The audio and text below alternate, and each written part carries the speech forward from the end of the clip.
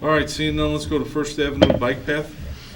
You know, I just wanted to bring the board up to speed, if you haven't noticed already, the portion of the bike path that we contributed to has already been graded, and they're beginning to, they're going to begin paving that straightaway hopefully next week if the weather improves. They're also working on the tree trimming and the fence, setting back the fence behind the berm for the zoo.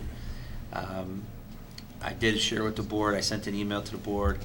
I had to go out there last week because Joel and I were going to just check on the portion of the path that the district paid for, and it brought to our attention, you know, the update. The path was getting ready to be paved from IDOT's portion that they were handling, and I had some concern because there were 2 utility poles that were in the way, and the engineer on the job decided to move the path closer to First Avenue instead of on the other side of those poles.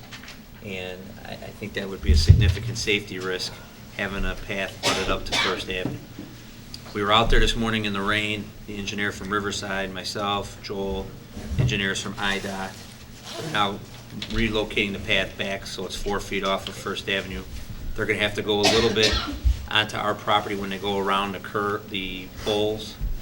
It was either that or we have the ComEd poles removed, and then they would have, that would postpone paving it till maybe summer. So I gave them permission that they can go slightly off of our easement to go around the pole for our student safety, since we were concerned about it. So, Sounds like a good fix. but the thing should, that path should be hopefully paved again when the weather breaks. Everything should be done before December. Great. So The one question I got is if it snows, are we plowing it or?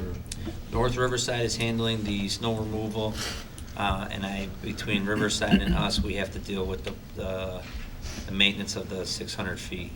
Okay. Kevin, regarding the safety issue, I mean, I looked to see the path that was dug out along First Avenue. I mean, is that up to standards in terms of the distance between, you know, the curb and the path? And, you know, considering cars are going 40 miles an hour. 45 and under has to be 5 feet from the curb. Over 45 has to be 10.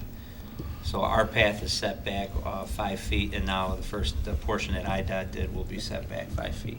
And that's what I brought up, that we can't have it right up against the curb.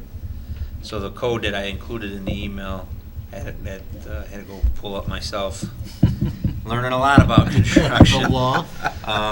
Was that it's 45 and under is 5 feet or a permanent barrier. That's 3 feet or taller. So we are within what's appropriate. Any other questions?